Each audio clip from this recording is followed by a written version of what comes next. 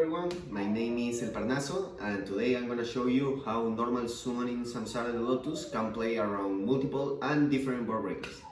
Now, before we start with the video, please have in mind that this is part 4 of what I like to call the Nightmare series, when I'm trying to explain step by step but still in depth how I build the Yugioh deck for this new post-boundless environment.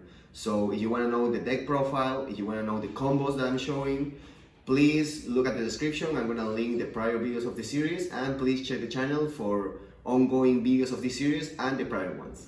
So this will be the basic combo when you just have the normal summon of Samsara and you go uninterrupted. The relevant things in graveyard are going to be the Yama and the Sharbara. And the board breakers that we're not going to try to deal with this combo is going to be Forbidden Droplet, TTT, Dark Ruler No More, and Heavenly Match. Now, in order to make these examples a bit more interesting, in each example we're gonna deal with 2 board breakers with this field and only with this field, and we're gonna see how the interactions resolves and how much effort your opponent needs to invest in order to deal with this 1 card combo. Remember that, it's important. So the first sample will be the easiest one, which is, funny enough, the Heavenly Match. It's funny to me because this card just crap all over the Snake Eyes end field, and now it's just a joke to this deck, because obviously if they only have this, you're just gonna trade it with the Desiree and you're still gonna win. But what happens if they have 2 Heavenlies, or if they have any other way to force the Desiree to activate its effect before the Heavenly, like a Cosmic Cyclone, a Lightning Storm, whatever that forces these cards so they can enter to battle phase and they feel secure that this Heavenly is gonna, make you so many minuses. So they enter battle phase, for whatever reason this already uses its effect, and they activate the Heavenly Match. Now, when they do this, it's really easy. You're just gonna chain the escape and you're gonna target the Rage and the Desiree. It's really important to target the Desiree because this popping this is going to result in this getting popped too, because it's equipped to this one. This is gonna leave the field because it's resolving, and then and only then the Heavenly is going to be allowed to resolve. So when this card is actually trying to take you something, they're only taking your 1 interaction, which is going to be the escape, because when it resolves, this is the field. You just banish this, you don't care. You still have the Phantom of Yugioh, and in resolution, you're gonna have the effect of Yama to reborn the Soul of Rage, and the Soul of Rage is gonna get you anything that you want in the graveyard, like for example this one. So your opponent has just used 2 board breakers, 1 including the Heavenly Match, and you still have 4 interruptions, 1 from the Phantom of Yugioh and 3 from the Soul of Rage. A second example is gonna be a little bit more of a discussion, because when it comes to Dark Ruler No More, like at first glance you can think, oh, I'm just gonna change the trap and then I can change Desiree so I can negate it, because the Yama is going to revive my Soul of Rage anyways, and I'm gonna have my Sharbara in hand to pop the Desiree whenever I want so I can have 1 more interruption, right? And yes, you are right in that statement. If you follow that procedure, you still, after the first Dark Ruler No More, you're still gonna have the Rage, which are 3 interruptions, the Phantom of Yugioh, 4, and the Sharbara, which will be 5. However, I think this is not the best case scenario that you can put yourself into, because if you do that, they can just activate that second Dark Ruler No More, and you're only gonna have this Sharbara in hand, like 1 interruption. They still have 4 cards in hand, and you only have the Sharbara and the other 4 cards you drew, besides the Samsara Lotus that made the whole board.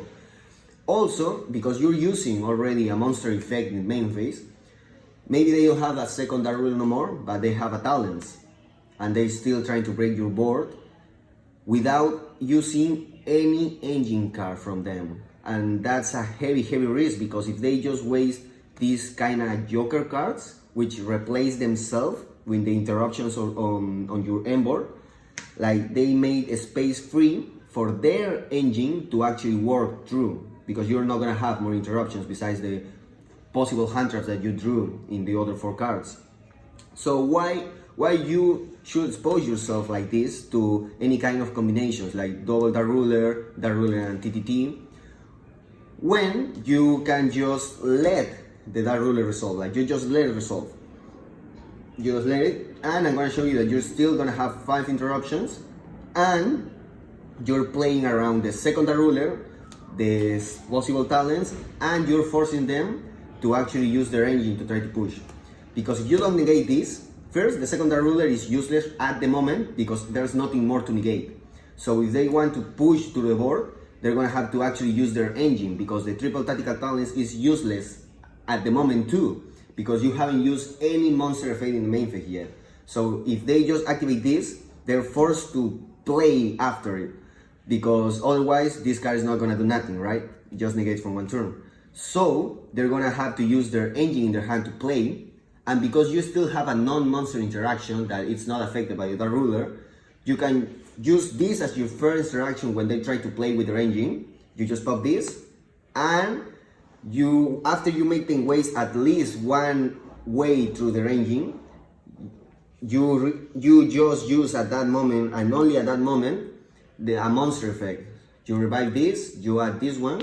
So even if after this they have a second Dark Ruler or tactical talents after the first Dark Ruler, which recently just now can activate because of the way you play in this second option, they're already lost an engine weight through their deck, because that's why you use this. And if you wait enough, depending on the deck, you can just pop this, revive this, and if in resolution they try to use the talents, you can still take one of other monsters of their engine that's still on the board, depending on how much you let them play and depending on the deck, obviously.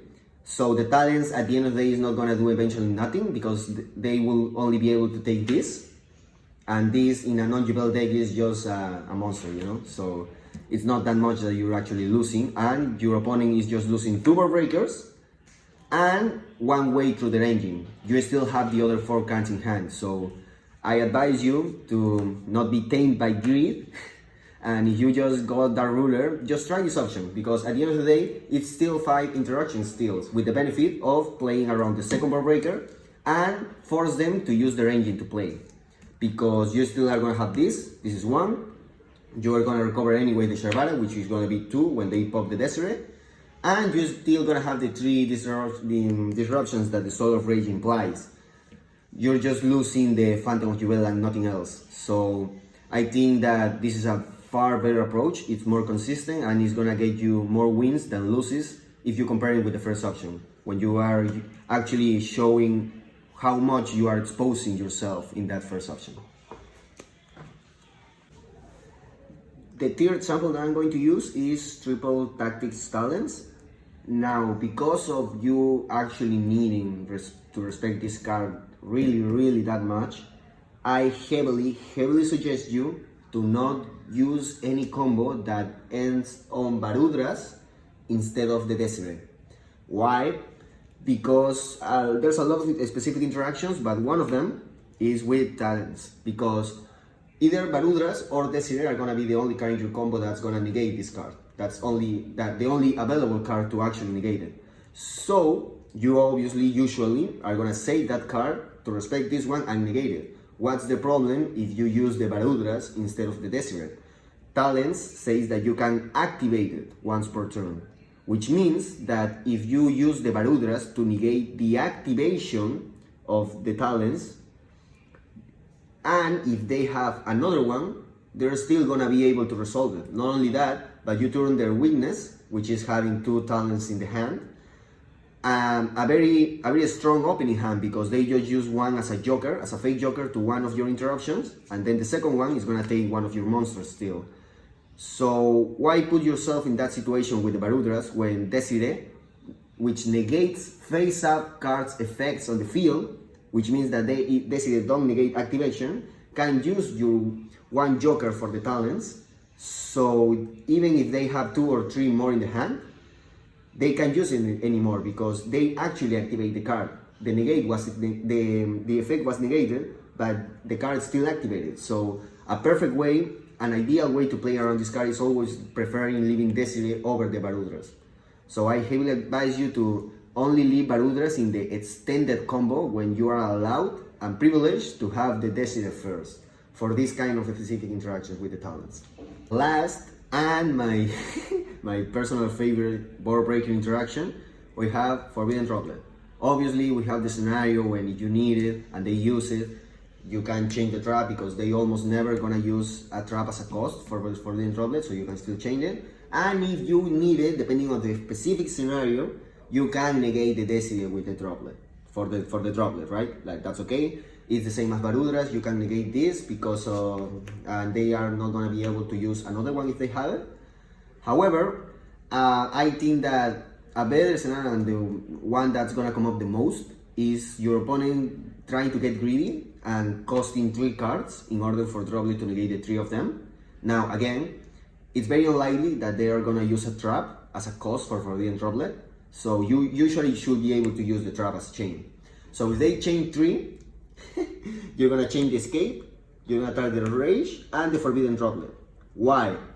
Because at resolution, if you do this, there's not gonna be 3 or more monster on your field, which means that the Forbidden Droplet can halve the attack of exactly 3 monsters, which are the amount of cards that the Forbidden Droplet cost. And why this is really important? Because in order for Droplet to negate the effects of monsters, it needs first to halve the attack of exactly the amount of monsters as the amount of cards that you cost. So in this scenario, Droplet needs to halve the attack of exactly 3 monsters in order to resolve the second part, which will be the negate one. But in resolution, if you play this way, you only have 2. So they cost 3 cards and they use the board breaker for absolutely nothing. You only use literally a 1-cent trap card, and at resolution, you're gonna still be able to make Yama to have your 3 and your 4 interactions. And you're still having the Desire ability in case you didn't use it, or in case you didn't wanna use it for the droplet to save it for something else, or in case another board breaker already forced the Desire. And you still have the Phantom of Yugioh too with the Nightmare Pain protection. So there's still, in the worst case scenario, 5 interactions after the attempt of Forbidden Droplet using 3 cards. Like your opponent just lost 4 cards, and you still have 5 interactions. Usually you should win after that, right? Because you still have invested only 1 card on this field, which is the Samsara Lotus. You still have 4 cards in hand, even after this kind of interactions that I'm explaining. So it's really important that you need to remember that. Your opponent is using all these cards in combination, and it's not dealing with the whole board that was made with only 1 card. Now, the situation will be, another situation that you will be is going to be this one. So if they only cost 2, I advise you to use the Desire, and if you already to use the Desire, to use Escape, if you already use the Desire, or if you value the Yugioh more than the Desire in that specific matchup, you just pop these 2. Because at resolution you're gonna have 1 monster, so this is not going to resolve. You're still gonna have it, and you're still gonna have the rage after because of the Yugioh. The same because of the Yama. The same will be if you rather have the Desire because it didn't negate anything yet, or you value it more than the Phantom of Yugioh. It will be the same, just popping these 2. You leave the Desire is not gonna be negated because the costs were 2, not 1. At resolution, the Yama is gonna come back. You're gonna use the effect so the rage can come back, and if you still decide to leave the Desire, you're gonna have an extra layer of interaction with the Sharbar in hand. So these are things that you should really consider. Forbidden Droplet is actually the best board breaker that I can use against you, because a lot of people don't know this interaction, so you can take advantage of that to win a lot of duels because of it. Okay, so those were some basic lines when normal summoning Samsara can get you through multiple and different board breakers. If you like it, please subscribe and follow. This Nightmare series is ongoing. There's a lot of things to still talk about this deck, and try to stay tuned for the next part of this series, which is going to be how you can try to get your combo going through multiple and different hand traps. Thank you.